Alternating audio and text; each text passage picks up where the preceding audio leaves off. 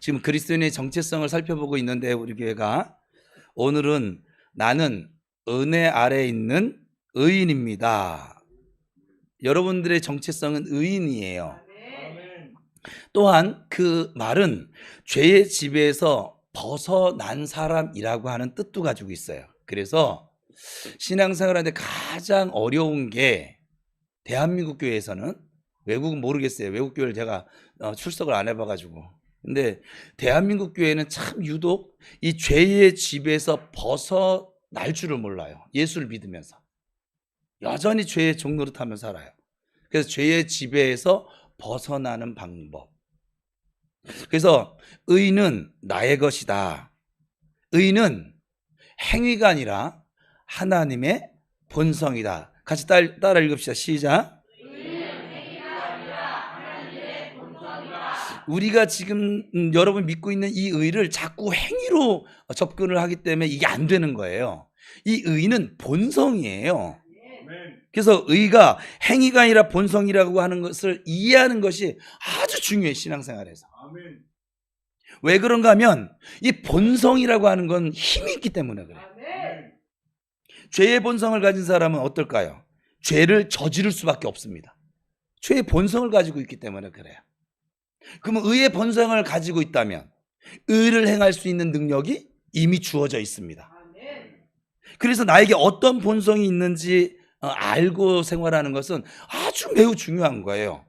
본성은 이 본성의 특징이 뭐냐? 태어날 때 이미 주어진 거예요. 내가 가지려고 노력해서 얻는 게 아니라 그냥 주어진 거예요. 그럼 우리가 예수를 믿을 때, 본성적으로 생각할 때, 예수를 믿을 때 예수 그리스도로 말미암아 본성적으로 우리 안에 죄가 제거가 돼 버렸어요. 본성적으로. 그게 새로운 피조물이란 뜻이거든요. 죄를 우리가 잘못을 범해가지고 용서를 받은 정도가 아니라 그냥 본성적으로 죄가 없어요. 본성적으로 죄가 제거되어졌어요. 그러니까 죄의 본성이, 죄를 저지르려고 하는 그 본성이 제거되어졌다는 말이에요.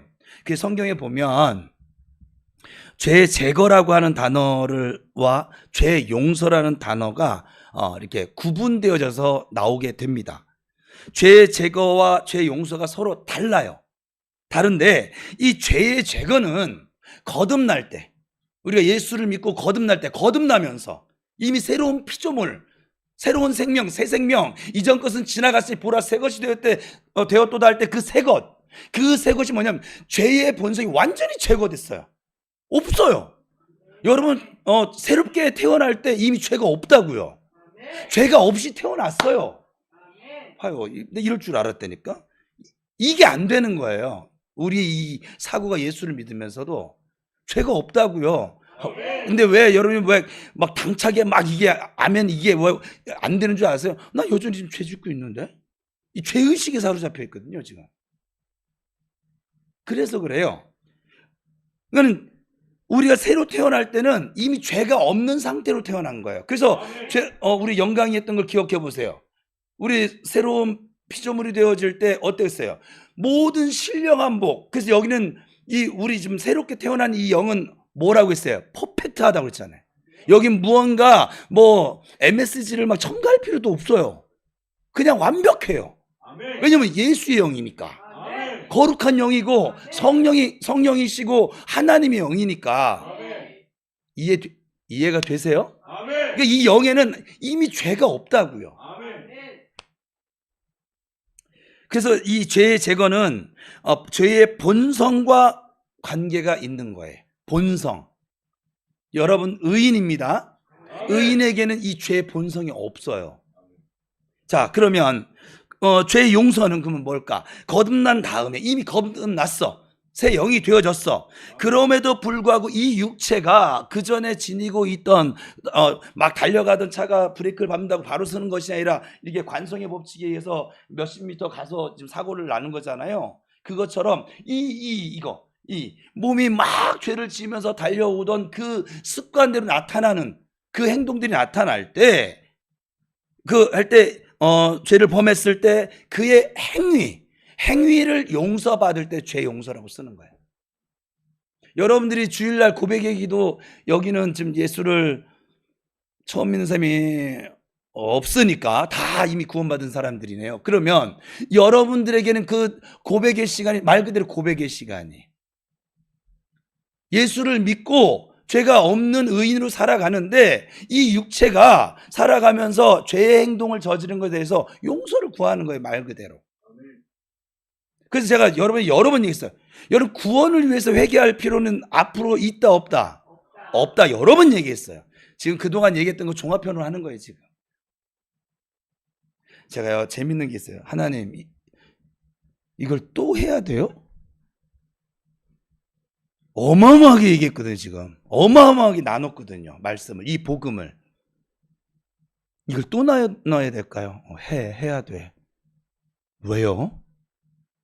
저는 이 같은 내용 여러 번 한 걸 정말 싫어해요. 사실은 했던 소리 또 하게 만드는 사람이 제일 싫어요. 짜증나요. 그냥 인간적으로 놓고 보면.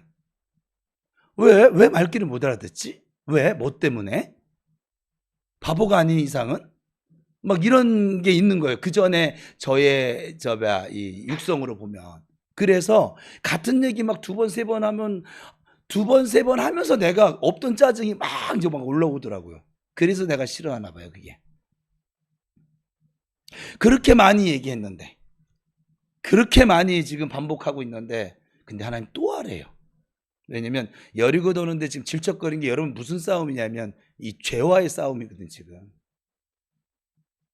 이 여러분 안에 있는 이 견고한 진 속에 이 숨어져 있는 그 악한 영이, 로마서 7장에 오늘 나눌 건데 7장에 보면 죄라고 명시했어요. 아예 그냥 그 죄가 뭐냐면 여러분 마귀예요. 나는 그 마귀한테 속지 말라고 그렇게 얘기해줘도 얼마나 못 들어. 속는 건 왜 이렇게 잘 속는지 몰라. 예? 하나님 말씀대로 따라오라는 건 못 따라오면서 왜 이렇게 속는 건 아주 뭐 기를 쓰고 속네. 그냥 막 악을 쓰고 막 속네. 그냥 열심으로 속아요. 그래서 이 죄의 행동을 해결할 때 쓰여진 단어가 죄 용서. 그래서 죄의 제거는 우리의 본성과 관계가 있는 것이고, 그 죄의 용서는 우리의 이 행동과 관련이 있다는 것을 아셔야만 합니다. 그러면 대부분 한글 성경에서는 이 죄의 제거와 죄의 용서를 구분하고 있지 못해요. 우리 한글의 이 장점도 있는데 한글의 단점도 있어요. 명확하게 구분을 하지 않아요. 전라도 가면 거식이면 다 통하잖아요. 그냥 모든 단어가. 그죠? 그죠? 안 그래요? 또 경상도 가면 문둥이로 다 통합니다. 그냥 하여간 우리 한국말이 얼마나 이게 쉬운 듯 하면서 어렵고 어려운 듯 하면서 쉽고 막 이런데, 근데 명확히 구분하는 거. 내가 지금 말을 하고 있어. 그 사람이 말을 하고, 주어도 우리 명확하지 않아요. 우리 한국어에는. 그죠? 외국어는 정확히 주어, 목적어, 서술어가 구분되어져 있거든요. 항상 짧은 문장에도 있어요. 근데 우리 한국말은 그래, 뭘가 그랬다는 거예요. 좋아, 뭐가 좋다는 거예요. 참 신기한 거예요. 그래서 우리 이 한글 성경도 어찌 보면 원어에 비추어 보면 좀 명확하지 않은 부분들이 좀 있어요. 그 부분에 하나가 이 죄에 관련된 단어들인데, 킹제임스 그 영어 성경에서는 이 죄의 제거라는 단어와 죄의 용서를 구분해서 번역을 하고 있어요. 오늘 영어 공부 안 해요. 네, 우리 유순명 선교사님 설교한 이후로 원어도 쓰기 쉽지 않아서 원어도 아직 안 가져왔어요. 그냥. 근데 그렇게 구분을 하고 있다고요. 또 원어를 볼 때도 이 죄의 제거란 단어와 죄의 용서라고 이 단어가 다르게 기록되어져 있습니다. 이 죄의 제거는 십자가에서 우리의 죄가 완전히 제거되어졌다. 아멘. 저기 완전이란 단어를 주목하셔야 돼. 완벽하게, 아멘. 퍼펙트하게 제거가 되어졌다라고 하는 걸 강조하기 위해서 죄의 제거란 단어를 쓰는 것이고, 완전히 죄가 사해졌다. 아멘. 죄를 범했던 기록 자체가 완전히 없다. 아멘. 죄의 기록이 말소되었다. 아멘. 제가 여러분들한테 그랬어요. 여러분 이제 제주도 가면 찾을 수 있어요? 저 뉴욕 가면 찾을 수 있어요? 왜 없는 죄를 끌고 와가지고 이렇게 죄책감을 가지고 사냐고. 왜? 뭐 때문에 막 제가 이렇게 막 흥분할 때 그랬잖아요. 그게 이 얘기예요. 완전히 말소가 됐거든요. 그냥 완전히 제거가 됐거든요. 그럼에도 불구하고 그걸 또 끌어와가지고 목사님 아유 나 정말 그럴 때 죄 제거라는 그것을 제거되었다는 것을 강조하기 위해서 죄 제거라고 하는 단어를 쓴다 이 말이에요. 죄에 대한 기록이 아예 없어지려면 사실은 완전히 죽고 다시 태어나는 것밖에는 사실 방법이 없어요. 그래서 우리가 예수 믿은 그 순간 죄가 완전히 제거된 것이에요. 이 말은 우리가 아는 말로 죄인이었던 정태호가 완전히 죽었다는 거예요. 죽는 척을 하는 게 아니라 죽었다고요, 그냥. 그리스도 예수 안에서. 죄인이 죽고, 그리고 예수의 십자가에서 우리의 모든 죄가 완벽하게 제거가 되어져서 죄를 한 번도, 이렇게까지 표현하는 거 여러분에게 지금 강조하고 있어요, 지금. 하도 못 알아듣는 분도 계셔서. 죄를 한 번도 저지른 적이 없는 그 의인으로 다시 태어났다는 것을 확실하게 하시기 위해서 죄의 용서란 단어와는 다른 죄의 제거란 단어를 하나님이 사용하십니다. 아멘. 이 말이 믿어져야 되는데. 마태복음 26장 28절 한글 킹 제임스 버전인데 같이 읽어봅시다. 시작.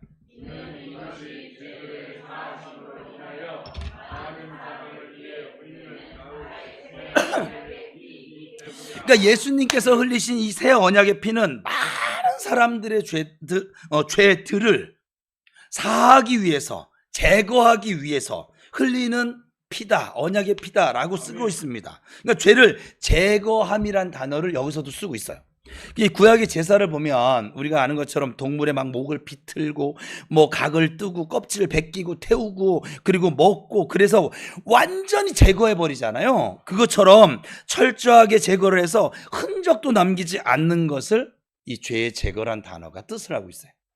그렇게 예수님의 십자가에서 우리의 죄가 아주 완벽하게 제거되었습니다. 또 사도행전 10장 43절에도 보면 이렇게 같이 읽어볼까요? 그분의 시작.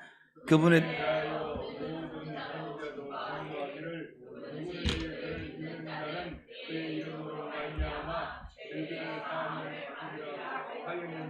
그러니까 여기서도 보면 죄들의 사함, 제거함이란 단어를 쓰고 있어요. 그 누구든지 예수를 믿는 사람은 예수 이름으로 말미암아 그 죄들의 사죄, 제거를 받는다. 예수 믿을 때 죄를 용서받는 수준이 아니라 완벽하게 죄가 제거되었다라고 지금 말씀을 하고 있는 거예요. 죄의 본성이 완전히 제거되었다라고 하는 것을 우리가 알 수 있어요. 또한 요한 1서에 보면 이제 두 번째로 죄 용서란 단어인데 예수 믿고 난 다음에 행동으로 지은 죄에 대해서 예수 믿고 거듭난 이후에 의인으로 태어난 이후에 새로운 피조물이 된 이후에 행위로 지은 죄에 대해서 하나님께서 용서해 줄게. 난 너를 용서하는 하나님이야. 네가 자백만 하면 그때 죄 용서를 이렇게 쓰고 있으면 요한 1서 1장 9절 시작. 신실하시고 의로우셔서 우리 죄들을 용서하시며 모든 불의에서 우리를 깨끗하게 하시느니라. 그래서 예수 믿고 살면서 범죄했을 때 죄를 자백하면 하나님께서 얼마든지 우리 죄를 용서해 주시고 모든 불의에서 우리를 다시 깨끗하게, 우리가 꼭 때 묻고서는 이렇게 하루 활동하다 보면 먼지도 묻고 흙도 묻고 이러다가 저녁에 샤워를 하고 옷을 싹 갈아입으면 깨끗해지는 것처럼 여전히 나는 변함이 없잖아요. 그렇죠? 그것처럼 하나님이 다 깨끗하게 그렇게 해주신다. 여기서는 제거가 아니라 용서하다라고 하는 단어를 쓰고 있어요. 즉, 이 죄의 제거와 죄의 용서를 다르게 사용하고 있는 것이죠. 그래서 예수 십자가에서 우리의 죄가 완전히 제거되었습니다. 용서된 것이 아니고 제거되었습니다. 하나하나 범하는 죄, 이 동사, 행위로서의 죄가 아니라 원죄, 본성적인 죄, 명사로서의 죄가 완전히 제거되어졌습니다. 본성적으로 제거되었습니다. 그리고 의의 본성을 가진 자로 우리가 다시 태어났습니다. 그래서 거듭났다라고 성경이 이걸 표현하는 거예요. 죄인이 죽고 의인으로 태어나서 범법 자체가, 죄 자체가 존재하지 않는, 죄를 범한 기록 자체가 아예 전혀 없는 완전히 새로운 존재, 새 인간이, 새 생명이 태어난 것이죠. 아멘. 저와 여러분이 존재 가치가 이 정도로 가치가 있어요. 그래서 예수님이 생명을 바치면서 살릴 만한 가치가 있는 존재란 말이에요. 아멘. 제가 요즘은 성도들에게 계속 하나님 거야, 왜 하나님 거 이렇게 마음대로 자꾸 그렇게 자꾸 그래, 뭐 이렇게 지나가는 말로 하거든요. 하나님 완전히 범법 기록 자체가 전혀 없는 그런 존재를 다시 살려놨더니 계속 얘를 괴롭히는 거야. 그냥 있지도 않은 걸 막 끌고 와가지고서 막 괴롭히고, 그리고 막 그냥 흠집내고, 우리 뭐 자해하는 그 사람들처럼 막 자해를 시키고, 막 그래서 막 자기를 괴롭히고 잠 못 자게 만들고, 막 하여간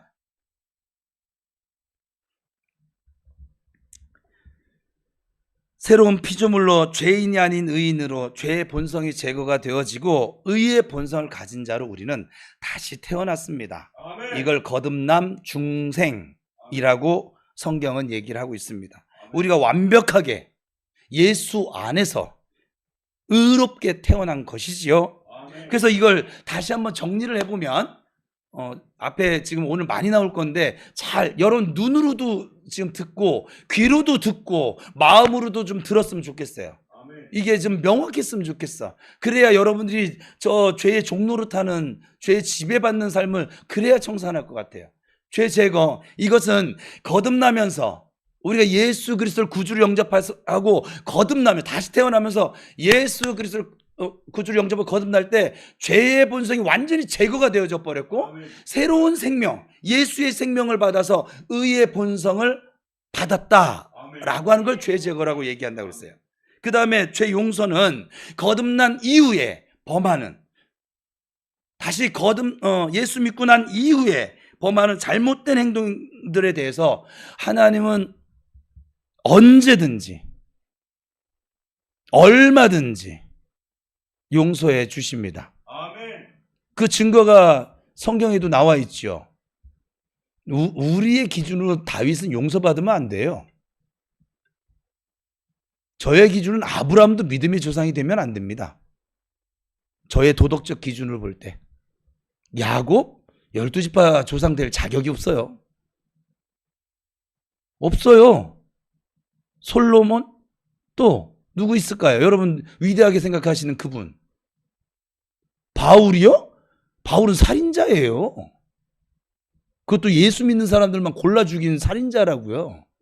그러면 또 누구 있을까요? 베드로? 스승 배반한 사람이에요. 근데 하나님은 그들을 예수 안에서 얼마든지 용서하시고, 그리고 하나님 그들을 사용하셨어요. 하나님이 보세요. 흠이 없는 사람들을 성경에 기록할 법 하잖아요. 전 제가 하나님이 그렇다니까요. 그리고 기록을 하더라도 전 다윗의 그 허물을 기록 안 했을 것 같아요. 저 같으면.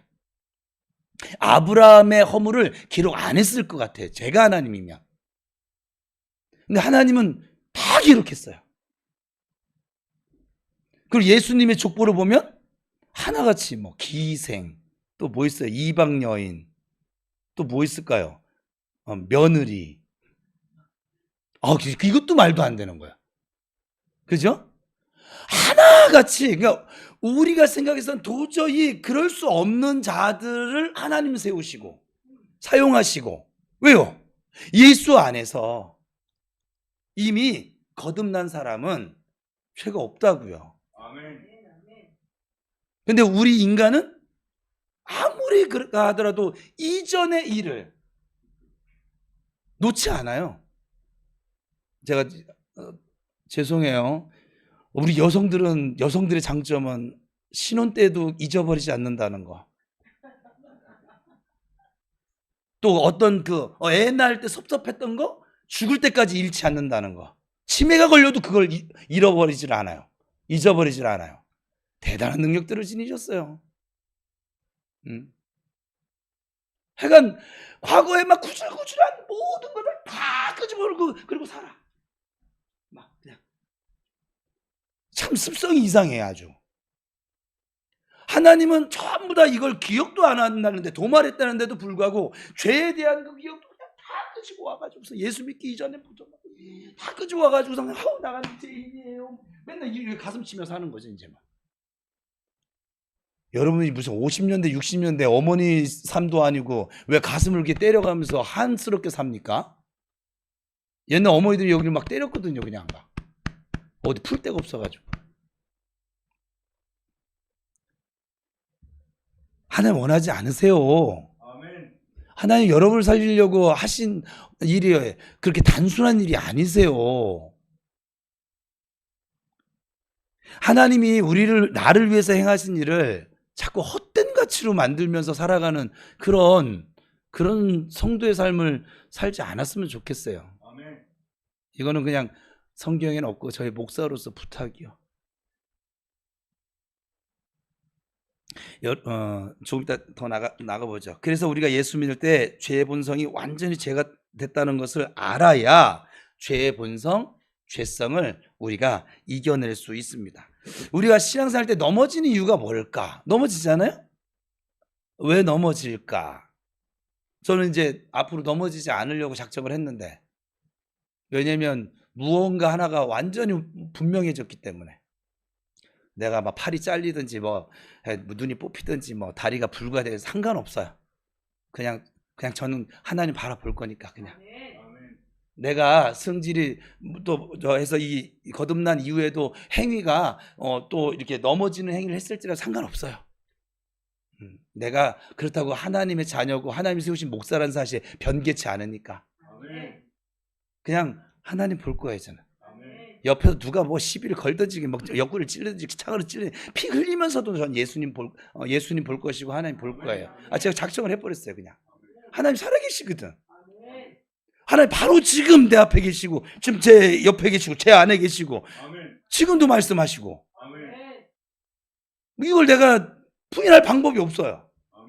그냥 제가 화장실 가면 좀 그때는 잠깐 좀 매너 있게 좀 안 쫓아오시면 좋겠는데 쫓아오세요. 화장실 대화하니까. 샤워할 때도 그러시고. 그리고 좀 제가 좀 제 가운데 이렇게 넘어졌을 때는 좀 눈을 감든지 뭐를 해주시면 얼마나 좋습니까? 그래야 내가 덜 쪽팔릴 거 아니에요? 근데 아니요, 쌩쌩하게. 여러분들은 알 수 없는 세계가 있는데 쌩쌩하게 저한테 저한테 육성으로 잘 안 들려주세요.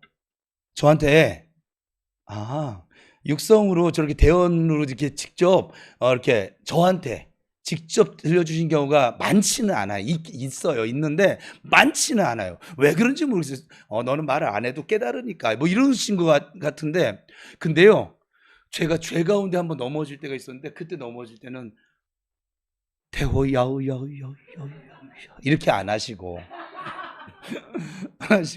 정말 저한테 제가 뭐라고 했냐면, 이거 좀 주님이 말씀하시는 거예요? 그래. 정말 영으로 대화를 했어요? 한참을 했죠? 그래서 제가 너무 죄 가운데 있을 때 이렇게 찾아오시면 이게 별로였어요. 지금 저한테 말씀하신 건 제 마음의 소리인지 주님이 말씀하신 건 제가 확인을 해야겠으니, 주님이 말씀하신 것이면, 그죠? 기드온이 얘기했던 건 솜에는 이슬이 묻고 땅에는 이슬이 묻지 않고, 저는 이런 기도를 가끔가다 합니다. 그 전부터, 전도사 때부터 교회로 옮길 때라든지 뭐 할 때 늘 표적 기도를 구했는데, 표적 기도를 구했더니 제가 구한 그걸 그 자리에서 바로 실행을 시키신 분. 그래서 저 그다음부터는 못 가불겠어요. 이게 좀 나는 그래도 그럴 땐 눈을 좀 감아주시고 참는 줄 알았더니 눈 시퍼렇게 뜨고, 정훈아! 그러지 말라니까. 이렇게 야단치는 게 아니라, 왜 그러니? 안 그래도 되잖아. 이러시면서. 하나님 살아계십니다. 여러분 인정을 안 해도 하나님 살아계시면 어떡할까요?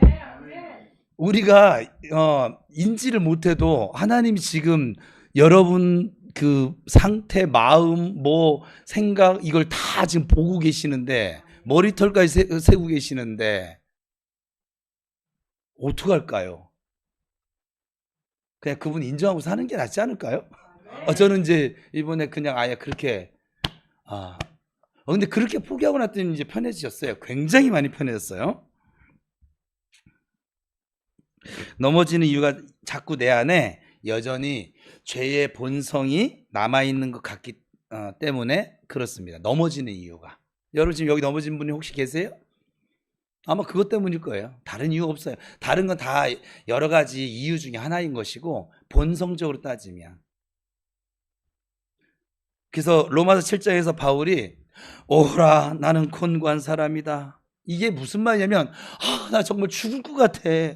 이 사망의 몸에서 누가 나를 건져내 주지? 하면서 탄식했던 것도 바로 이런 이유 때문이었어요. 죄의 본성이 제거되었는데도 불구하고 마치 한 사람 안에 의의 본성도 있고 죄의 본성도 있고 마치 두 사람이 살고 있는 것 같은 거죠. 그래서 헷갈리는 거예요. 예수 믿으면서도. 그래서 바울이 막 탄식을 합니다. 내 안에 죄의 본성이 막 살아있는 것 같거든요. 그냥 내가 지금 하는 행동을 보면. 그래서 내가 행하는 것을 나는 알지 못하겠어. 그건 내가 원하는 것은 행하지 아니하고 도리어 미워하는 것을 내가 지금 행하고 있어. 로마서 7장에서 그렇게 탄식하는 거잖아요. 내가 진짜 왜 이런지 모르겠어. 너무 괴로워. 내가 원하는 것이 분명히 있는데 왜 원하는 것은 하지 않고, 나는 원하는 게 기도하는 것이고 말씀드렸더니 은혜 받아서 성경 읽고 싶고 나는 순종하고 싶고 감사하고 싶은데 왜 이게 안 되는 거야 도대체.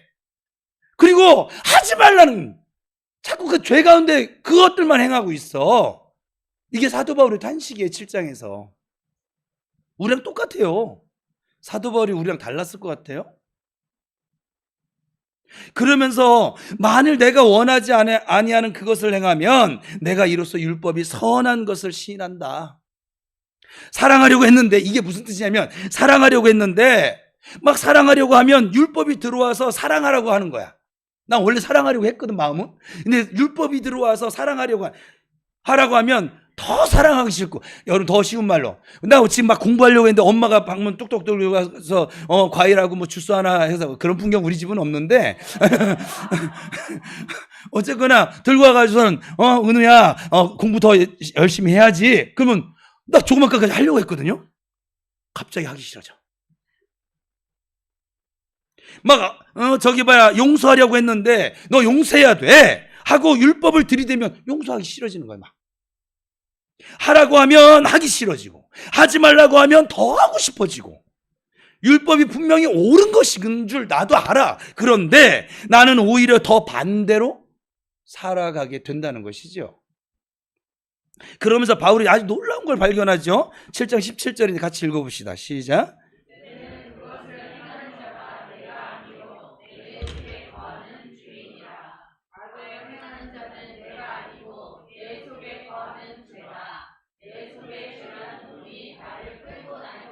그거는 내가 할 건데 여러분들이 할 게 아닌데.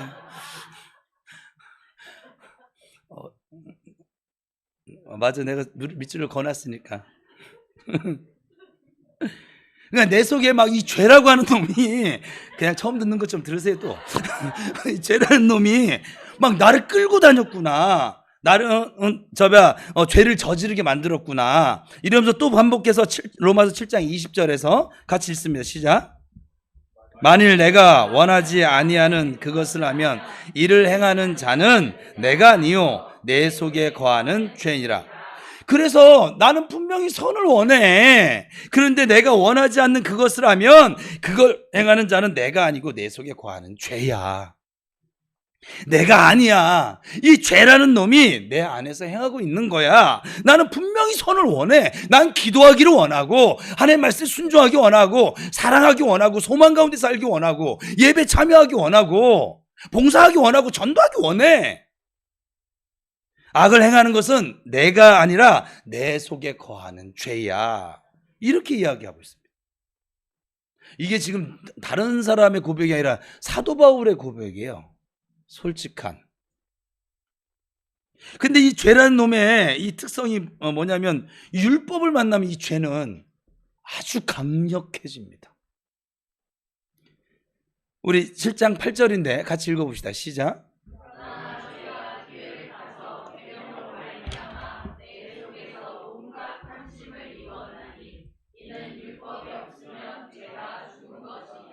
율법이 없으면 죄가 죽은 것이다. 죄가 웅크리고 있다가 계명을 만나면 막 살아난다는 거예요. 해라, 하지 마라, 하면 안 돼, 해야 돼. 막 이렇게 율법이 막 들어오면 막 내 안에 이 죄가 막 살아나서 더 하고 싶어지고 더 하기 싫어지고 막 이렇게 만들어 버린다는 거예요. 율법이 들어오면 내 안에 웅크리 있던 그 죄가 막 살아난다는 거예요. 그래서 내 속사람으로는 7장 22절 23절 시작.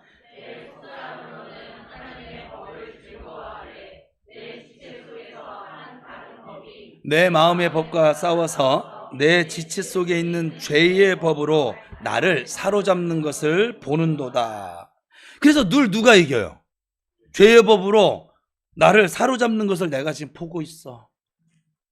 내가 지금 원하는 그것이 아닌 걸 하고 있는 나를 보고 있어.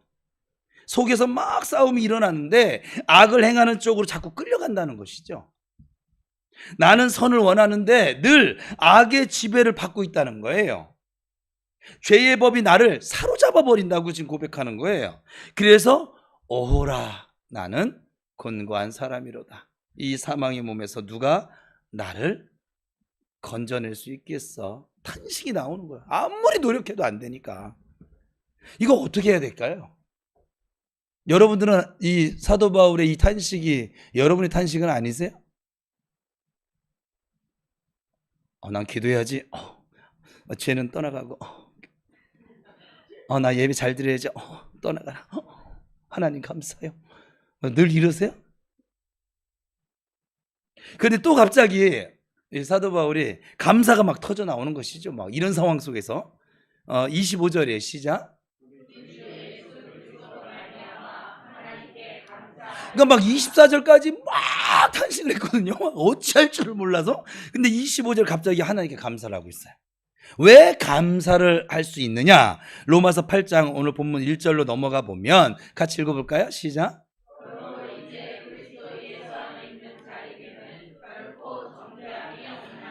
그러니까 그리스도 예수 안에 내가 있기 때문에 정죄를 받지 않는다라고 하는 것이죠. 그리스도 예수 안에 있는 자에게는 결코 정죄함이 없기 때문에 하나님께 감사합니다. 그러면 이 사도 바울이 왜 그렇게 괴로워하면서 탄식을 했던 건가요? 뭐 때문에? 정죄감이거든요. 오늘 이제 이걸 여러분 놓치지 말아야 돼요. 여러분 지금 힘든 이유는 다 이 정죄감 때문이거든요. 사도 바울 이 믿음의 거장도 이 정죄감 때문에 그 7장에 탄식이 나온 거였거든요. 정죄감. 내 마음으로는 하나님의 법을 원하는데 육신으로는 죄의 법을 따르면서 죄를 이기지 못하고 죄의 종노릇하는 자기 자신의 이 모습을 보면서 자꾸 정죄감이 올라오니까 너무 괴로운 거예요, 이게. 그러니까 면밀히 보면은 죄가 괴로운 것이라기보다는 그 죄에 대해서 내가 느끼는 이 정죄감이 너무 괴로운 것이죠. 모든 사람이 그래요. 그런데 정죄하면 정죄할수록 그거 아세요? 더 죄에 묶여버립니다. 그러니까 나 정말 죽을 것 같아 하면서 탄식하는 것이었는데 너무나도 감사한 것이 내가 제대로 하나님의 사랑을 알고 보니까, 제대로 십자가의 사랑을 알고 보니까 정죄를 당할 필요가 없다라고 하는 것을 깨달은 거예요. 정죄를 당할 필요가 없다라고 하는 것을 깨닫고 탄식이 막 컸었잖아요. 7장 막 전체를 엎을 정도로. 근데 그 컸던 것만큼 이제 하나님을 향해서 감사가 막 터져 나오는 것입니다. 그러면서 죄와 자기 자신을, 그러니까 의인인 자기 자신과 죄라는 놈을 분리를 시켜버렸어요. 이게 지금 어마어마한 거거든요. 우리는 이걸 분리를 못 시키고 있는 거예요. 그래서 자꾸 조 터지고 힘들고 어렵고 맨날 제가 보면 맨날 힘든 거 말고는 없어. 그냥 쉬운 게 없어. 하나님 맨날 어려운 거 시키시는 분처럼 느껴져요. 제가 볼 때는. 할 수도 없는 것을 막 하기를 원하시는 아버지. 아주 이상한 아버지. 우리 성도들이 하나님을 그런 아버지로 만들어가고 있어요. 왜? 이 분리가 안 되니까. 내가 죄인인 줄 알았는데, 내가 죄 짓는 죄인인 줄 알았는데, 죄의 본성이 막 나를 괴롭히는 줄 알았는데, 나와 지금 내 안에서 자꾸 작용되어진 이 죄라는 놈이 다른 놈이구나. 그 죄라는 놈은 이미 죽었다는 거, 십자가에서 이미 죽어버렸다는 것을 깨달은 거예요, 저 사도 바울이. 이 죄라고 하는 건 허상이었고, 그래서 제가 이 죄, 마귀를 뭐 하는 자라고 했어요? 정은우, 뭐라고 그랬어요? 뭐라고 했어요?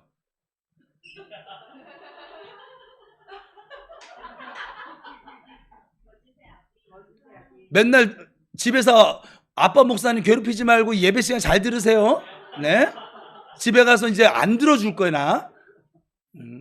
여기서 잘 들어야지. 여기 다 설명한 거를 집에 가서 그냥 또 질문하고 또 질문하고 네이버한테 물어봐요, 좀 제발. 아니에요. 나는 이 죄라는 게 사기꾼이라고 했잖아요. 사기꾼은 뭐예요? 없는 것을 있는 것처럼 얘기하는 놈. 없다고. 이 죄가 이미 끝나버렸대. 허상이라고, 허상. 예? 아버지 적당하게 흥분하게 해주세요. 그러니까 죄를 이기려고 그렇게 애를 썼는데 결코 죄를 이길 수가 없었고, 우리가 경험한 바잖아요, 지금. 그래서 정죄감에 사로잡혀서 아주 죽을 지경이었는데 그 죄라고 하는 놈이 아무것도 아닌 거였던 거예요. 예수 십자가에서 이미 심판을 받아버린 놈이고, 그리고 정죄받았다는 것을 깨닫게 된 것이죠. 그래서 로마서 8장 3절에 바른 성경에서는 이렇게 번역을 했어요. 같이 읽어볼까요? 시작.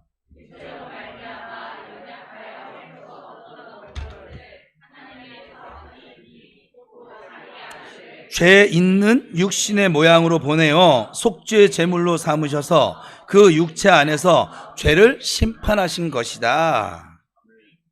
그러니까 그 육체 안에서 죄를 심판하신 것이다. 그래서 예수께서 육체를 입고 이 땅에 오신 이유에, 이게 육체 안에서 죄를 심판하시기 위해서 예수님께서 육체를 입고 이 땅에 오신 것이라, 이 말이에요. 우리는 육체 안에서 죄를 가지고 있어요. 여러분의 영은 죄가 전혀 없어요. 이 육체 안에 지금도 여러분 안에 이 견고한 진, 이 허상덩어리, 이게 그냥 감사와 순종을 나가면 다 때려 부실 이 아이, 무너질 아이를, 그거를 지금 못하고 있는 거예요, 지금. 제가 이렇게 답답하니 저분은 얼마나 답답할까요? 막, 그죠? 해답을 알고 정답을 알고 계신 분인데 저기서 한 걸음만 더 가면 되는데 왜 이걸 그렇게 있지도 않는 허상덩어리 붙들고서 저렇게 고민을 하고 나가지 못하고 뒤로 물러가 침륜에 빠지려고 하고, 왜 저럴까 도대체? 뭐 때문에? 근데 저분은 그렇게 얘기 안 하시더라고. 나나 그렇게 생각하는 것이고, 하나님께서, 우리는 육체 안에서 죄를 가지고 있어서 죄를 이겨내지 못하고 있는데 하나님께서 자기 아들을 죄가 있는 육신의 모양으로 보내셔가지고 자기 아들의, 예수님이 육체 안에서 죄를 아예 심판해 버렸어요. 그냥 예수님을 속죄의 제물로 삼으셔서 예수님은 그 육체 안에서 죄를 아예 심판해 버렸어요. 그냥 자기 생명으로. 그래서 죄를 심판하시기 위해서 예수님이 육신의 모양으로 오셨고, 그리고 육신의 모양 안에서 하나님께서 그 죄를 심판해 버리신 것이죠. 그래서 예수님이 육신 안에서 죄가 심판을 받았고, 죄가 이미 정죄를 받았어요. 이미 받았어요. 그래서 죄가 끝났어요. 죄가 제거되었어요. 완벽하게 죄가 제거되었어요. 예수님이 아예 장사 되셨어요. 죄가 완벽하게 제거된 것이죠. 죄가 이미 심판을 받았어요. 죄가 이미 죽었고 끝나버렸어요. 이것을 우리가 아셔야 된다고요. 죄가 죽었다는 것을 알아야 죄에 질질 끌려다니지 않을 수 있다, 이 말이에요. 죄의 힘이 사라져 버렸어요. 죄는 사실 힘이거든요. 죄는 세력이에요. 그런데 죄가 죽어버렸어요. 그러니까 죄의 힘을 잃어버린 것이죠. 이것을 우리가 확실히 알아야 합니다. 그래야 이 죄에 질질 끌려다니지 않을 수 있습니다. 이제 더 이상 예수 안에서 죄가 나를 주관할 수 없다라고 하는 것을 아셔야만 합니다. 그래야 우리가 죄의 지배에서 벗어날 수 있습니다. 아니, 더 나아가서 죄를 다스릴 수 있습니다. 예수님께서 육체의 모양을 입고 예수님이 정죄를 당하셨어요.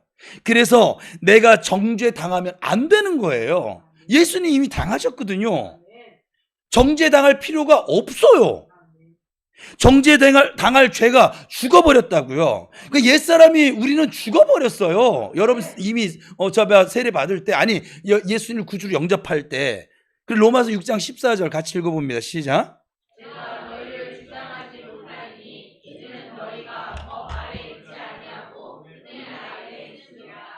죄가 예수 믿는 우리를 주장할 수 없어요.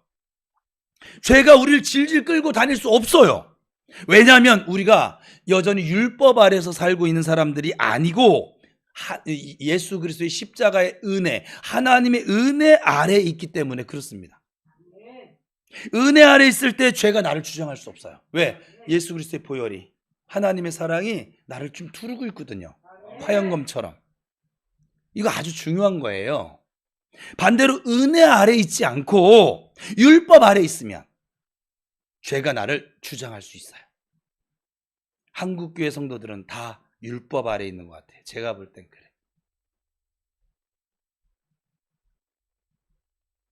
여러분들은 지금도 도덕적 기준을 버리지 못해요. 어찌 보면 오늘 이 말씀을 여러분의 마음판에 새기고 나의 것으로 심지 않으면 여러분들은 이 세상을 떠날 때까지 그 도덕적 기준을 버릴 수 없을런지도 모르겠어요.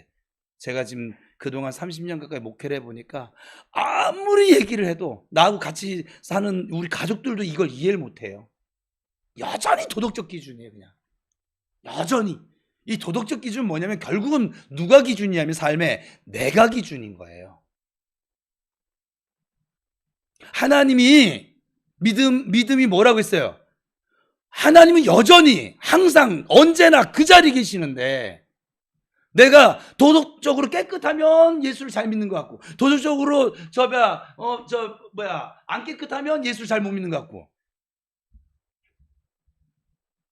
그런 믿음이 어디 있어요 세상에. 말도 안 되는 믿음이죠. 그렇지 않아요? 우리가 무엇을 믿는다라고 할 때 그 믿음의 대상 때문에 믿는 것이지 내 모습 때문에 믿는 건 아니잖아요. 그럼 승질 지랄 같은 사람들은 평생 뭐 어떤 것도 못 믿고 살겠네. 그냥 지가 지랄 같으니까. 여러분 그거 아세요? 사기꾼들도 믿는 대상이 있어요.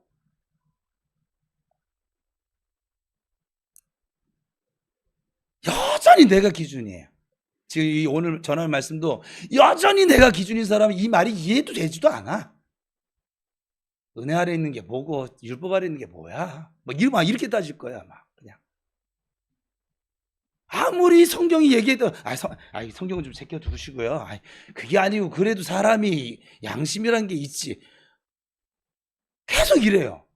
그래도 목사님은 그러면 안 되지. 대화하다 보면 항상 여러분 그럽니다. 제가 목사님이 그러면 안 되면 여러분도 안 되는 거라니까요. 남이 안 되는 거면 여러분도 안 되는 거라고요. 근데 남한테는 안 되고 지는 해. 되게 웃기지 않아요? 우리 사는 모습이 얼마나 어불성설인 줄 아세요? 그 이유가 뭐냐면 기준이 나라서 그래요. 여러분들은 하나님이 기준이라고 얘기를 하지만 내가 기준이기 때문에 그런 현상들이 벌어지는 거예요. 하나님이 기준이잖아요. 변함없어요. 동성에 가도 서해 가도 남해 가도 북에 가도 내가 이렇게 합니다. 내가 지랄 발광을 떨 때도 내가 기도를 좀 많이 할 때도 똑같아요. 하나님은 언제나 그 자리에 계시니까. 근데 우리는 기도를 많이 하면 예배 시간 올 때 보서 목사님 안녕하세요 막 이러면서 오잖아요. 근데 일주일 동안 지랄 발광하다가 이렇게 오면은 있어요. 제 눈초리를 피해요. 진짜 그래요? 여러분 박운수 집사님 그래 본 적이 없어요. 저분은 워낙 뻔뻔스러워서 그런 적이 없어요. 근데 난 그래서 박운수 집사님 좋아요. 진짜 주 안에 사랑합니다. 예. 한결같아서 지랄 방구를 떨든지 뭐 기도를 하든지 뭐 내가 뭐 성경을 읽었든지 뭐든지 한 건 없어. 뭐 하나 목사님 저분 음성도 아우 내가 어제 막 귀에 쟁쟁쟁쟁 막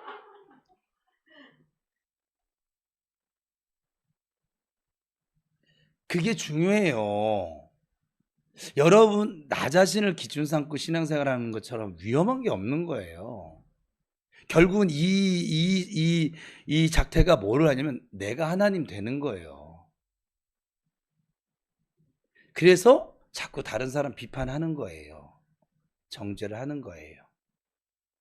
그냥 그러면 그런 대로 아니면 아닌 대로 내가 넘어지면 넘어진 대로 나 일어서면 일어서는 대로 이래서 잘 달려가는 사람 보면 박수 쳐줄 수 있어야 되고 넘어진 사람 보면 손 내밀어 손 붙잡고 일어날 수 있어야 될 것이고 그것도 잘 안 되면 그냥 중보 기도하면서 그러면 될 일이지 뭘 감나라 대추나라 뭐 어쩌고 저쩌고 뭐 다만 권면은 할 수 있죠. 성경에도 나오니까 같이 가자 하나님 도와주실 거야 응?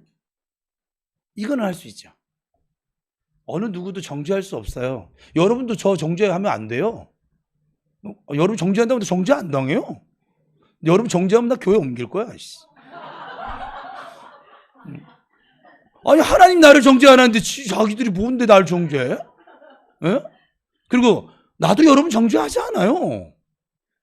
그래서 예배 빠졌다고 저 전화한 적이 없다니까요. 그리고 왜 빠졌어? 농담으로 웃자고 유머로 한 적은 있어도 내가 진심을 담아서 정말 정죄하는 마음으로 정죄한 적 한 번도 없어요 지금. 어디 예배 빠져가지고 저한테 정죄당해 본 적 있으신 분 손 들어보세요. 아 진짜로? 나하고 사람 있어도 안 되면 이따 목양심 내려오세요. 너 논쟁을 해보자고. 지가 나를 더 정죄 많이 했지 내가 언제 자기들을 정죄했어요. 박은사 집사님. 여러분 죄의 지배 아래로 들어갈 수 있어요. 죄는 이미 죽었고 죄가 나를 주관할 수 없지만 내가 은혜 아래 머물고 있느냐 아니면 율법 아래 있느냐에 따라서 죄를 지배할 수도 있고 죄의 지배를 받을 수도 있어요. 우리가 육체를 입고 있는 한은. 로마서 7장에서 바울이 오호라 권고하다고 했던 이유가 그렇게 탄식했던 이유가 뭘까요? 율법 아래에서 자기가 정죄하고 있었기 때문에 그랬던 거예요. 다른 이유가 아니에요. 죄를 자꾸 의식하면서 자기 자신을 정죄할 때 자꾸 율법을 들이대면서 뭘 했어야 됐는데 아유 뭘 하지 말았어야 했는데 더 열심히 했어야 됐는데 내가 왜 그렇게 했지 하면서 자꾸 정죄를 하면 죄가 내 안에 이 웅크리고 있던 그 죄, 이 허상인 이 죄가 자꾸 힘을 얻어가지고 나를 지배해버리는 거예요. 죄를 이기려고 하고 또 죄를 이기려고 하는데 죄를 이기지 못하니까 또 정죄를 하고 또 자꾸 정죄하니까 죄가 힘을 얻어서 죄가 나를 지배해버리는 거죠. 그 죄의 생각이. 정죄하면 죄의 세력이 강해져서 죄의 지배를 받게 됩니다. 결국은 우리 이 육체는. 그래서 로마 7장에서 사도 바울이 그렇게 탄식했던 것이죠. 왜요? 자꾸 스스로 자기를 정죄해버리니까. 그런데 8장으로 넘어가면서 바울이 감사한 이유가 있어요. 감사한 이유가 뭘까요? 그리스도 예수 안에 결코 정죄함이 없다는 것을 깨달았기 때문이에요. 그리스도 안으로 들어가 버리니까, 은혜 안으로 들어가 버리니까 더 이상 나에겐 정죄가 없어요. 정죄가 없으니까 죄를 이제 지배를 받는 게 아니라 죄를 다스리죠. 야, 꺼져. 나 하나님이 상소해. 네가 아무리 떠들어 난 목사야 인마. 꺼지라니까. 난 더 이상 너 가짜인 너한테 나 사기 안 당해. 꺼져. 예수 그리스도 명령한다. 꺼져. 꺼질래? 꺼져. 나와. 제가 어떤 동영상을 하나 봤는데요. 마귀를 가지고 노는 방법. 내용은 안 봤어요. 내가 볼 것도 없어서. 근데 제목이 타이틀이 그랬어요. 마귀를 데리고 노는 방법.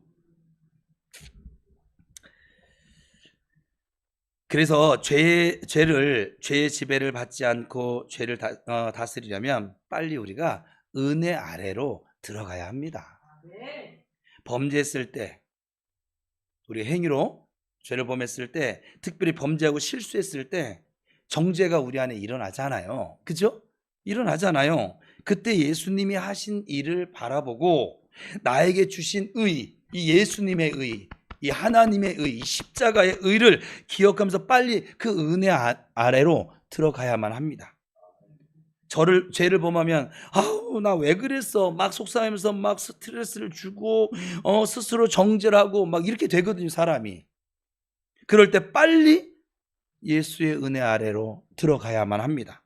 그럴 때 정죄가 내 안에서 멈춰질 것이고 죄의 지배가 끝나버릴 것이고 드디어 죄를 오히려 다스릴 수 있게 됩니다.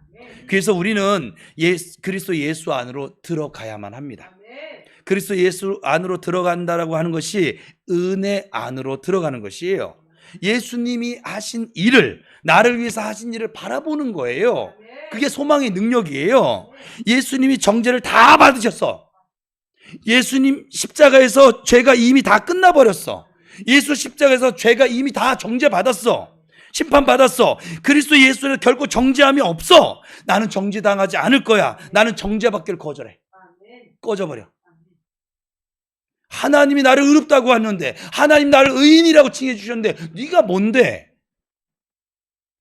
이렇게 선언하면서 그리스도 예수 안으로 은혜 아래로 들어갈 때 이 죄의 본성, 죄성을 이길 수가 있는 것이죠. 죄를 다스릴 수가 있는 거예요. 그래서 여러분 이 말을 쉬운 말로 하면 행동에 집중하지 말고 그리고 본성에 집중하는 거예요. 여러분 의의 본성을 지녔어요, 이미. 로마서 6장의 표현들 하면 여러분이 이미 의의 병기를 지녔어요. 본성을 지녔어요. 죄의 본성은 끝나버렸어요. 그럴 때 죄를 넉넉히 이길 수 있는 것이요, 죄를 넉넉히 다스릴 수 있는 것입니다. 여러분 죄의 본성이 끝났습니다. 같이 외칩시다. 첫 줄부터 시작. 죄의 본성이 끝났습니다. 나는 의인입니다. 죄인이 아닙니다. 죄가 나를 주관할 수 없습니다. 죄를 범했을 때도 나는 의인입니다. 나는 정죄받지 않을 것이다. 이렇게 선언하십시오. 여러분들이 죄를 범했을 때라도 여러분은 의인입니다. 왜냐하면 존재로. 여러분이 의인이라고 하는 건 여러분이 뭘 행동을 잘해서 의인 칭을 받은 게 아니에요. 존재로 하나님의 자녀, 거룩하신 하나님의 자녀로 부름을 받았기 때문에 의인인 거예요. 그걸 잊지 말라고요. 그럼 여러분 행위로 넘어졌을 때 그때도 의인은 의인이에요.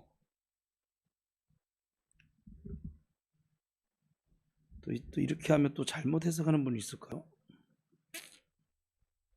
그래서 이렇게 예수님의 의, 하나님의 의를 의식하는 거예요. 이 의는 내가 노력해서 얻은 의가 아니에요. 은혜예요. 이것이 본성에 집중하는 거예요. 죄를 의식하고 사는 것이 아니라 이 의를 의식하고 살아가야 되는 거예요. 죄에 대해서 죄책감을 갖지 말라는 얘기가 아니에요. 그렇지만 죄를 범했을 때라도 죄 자체를 의식하지 말고 오히려 의를 의식하시며 살아가시기를 축복합니다. 죄에 집중하면 어떻게 됩니까? 우리가 생각을 해보자고요. 죄에 집중을 하면, 죄에 집중하고 죄의식을 가지면 죄를 더 짓게 됩니다. 사실은 이게 참 이상한 논리처럼 느껴지는데 죄를 더 짓게 돼요. 여러분 여태까지 그렇게 살아오셨어요. 지금도 아마 넘어지는 죄가 있다면 그래서 그래요. 거기에 집중을 하고 거기에 죄의식을 가지고 의를 집중하면 의로운 행동이 나와요. 그러니까 사람이 뭐에 집중하냐에 따라서 그 행동이 나오는 거거든요. 그죠? 기도 생각을 많이 하면 기도하겠죠. 그죠?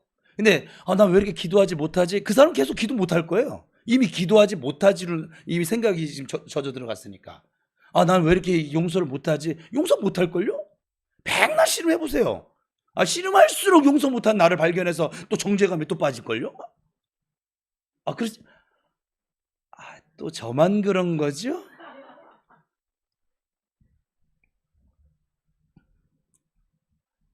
그래서 죄를 범했을 때 이렇게 기도할 수 있어요. 제가 별거를 지금 다 하고 있는데, 하나님, 이건 잘못되어진 일이에요. 허나 제가 그 죄를 인정합니다.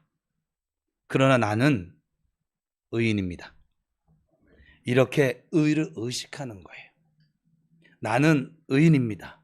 이렇게 행하는 것은 저에게 지금 어울리지 않습니다. 죄에서 나를 돌이킵니다. 내 모든 죄와 불의를 하지 아니하시는 주님 감사하고 찬양합니다. 이게 더 나을 거예요. 제가 해본 바로는 그래요. 꼭 이렇게 하라는 건 아니에요. 근데 여러분들이 거기서 벗어날 수 있는, 죄를 지배할 수 있는 방법, 이렇게 내가 의인이라는 것이 의를 의식하며 살아가는 것이라 말할 수 있고, 그럴 때 죄에서 빠져나올 수 있고 죄를 다스릴 수가 있어요. 여러분, 행동에 집중하지 마시고 여러분 의의 본성에 집중하시길 바랍니다. 죄 짓지 않으려고 노력하지 말고 죄를 이기려고 노력하지도 마세요. 해봤잖아요. 안 되는 거. 많은 성도들이 죄 짓지 않으려고 노력하고 죄를 이기려고 노력하면서 막 그렇게 살거든요. 그런데 죄를 이기려고 노력하면 노력할수록 신기한 건 죄의 지배를 받는다는 거예요. 더. 왜 그럴까요? 이미 내 모든 마음과 생각이 죄에 집중을 하고 있기 때문에 그래요.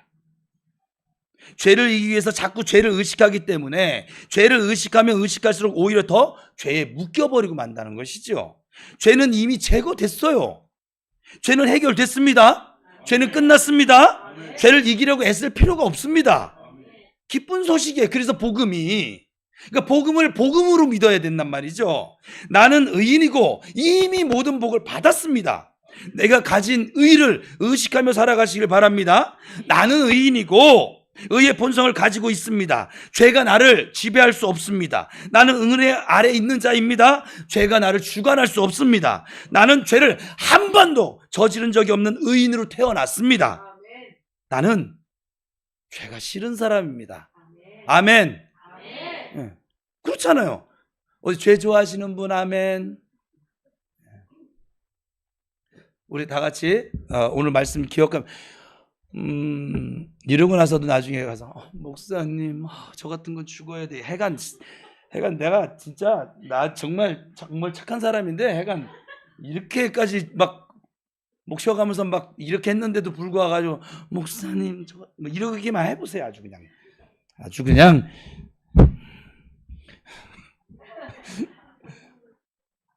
그러지 말라고요. 그만 괴롭혀. 왜 하나님 건데 지 거니 마냥 자꾸 괴롭히냐고. 도대체 뭐 때문에?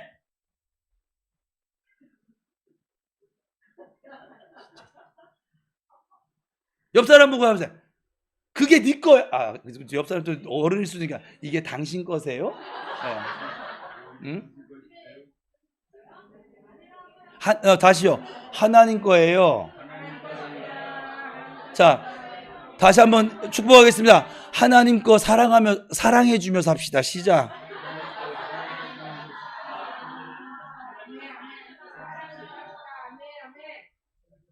여러분 스스로 하세요. 그러니까 스스로 하나님 거 사랑하며 살게요. 시작.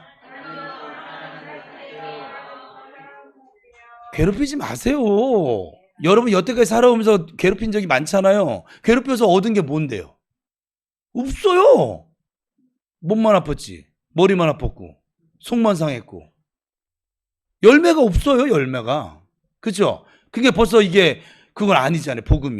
복음은 기쁜 소식이고 열매를 맺으려고 사는 것이 아니라 열매가 따라오는 것인데 그러지 마세요.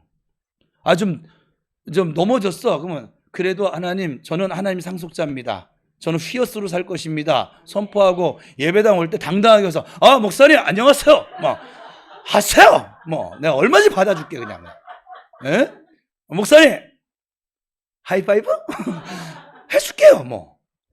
괜찮아요.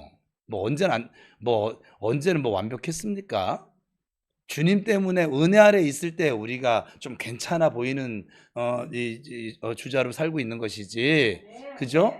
은혜에 딱 벗어나면 내 캉 니 캉 다 똑같습니다. 그냥 응? 곱슬머리 생머리 다 필요 없어요. 응? 키가 크고 작고 그것도 필요 없고 얼굴 시커멓고 앙치고 그거 다 필요 없어요. 뚱뚱하고 아무 의미 없어요. 그냥 다 똑같아요. 제가 볼 때는 제 인간론은 그래요. 잘났다고 떠드는 놈이나 못났다고 떠드는 애 똑같아. 그러지 말고 은혜 아래에서 삽시다.